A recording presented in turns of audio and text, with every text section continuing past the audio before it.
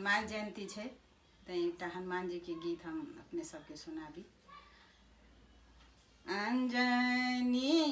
के पुत्र यहाँ बाके हो ललनमा से, अंजनी के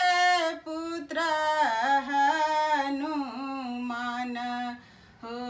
ललनमा की, अंजनी के पुत्र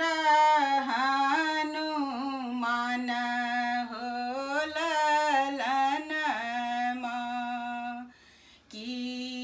तोहे लंका गेला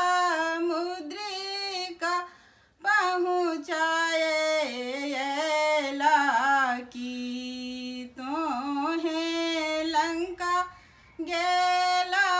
मुद्रिका पहुँचाएला, सिया सुधी खबर जानला हो ललनमा, सिया सुधी खबर जानला हो ललनमा की, तोहे लंका गेला संजीवनी उखारी लेला की, तोहे लंका गेला संजीवनी उखारी लेला, लक्ष्मण बूटी कैला परचार हो ललनमा, अंजनी के पुत्र हनुमान हो ललनमा की, तोहे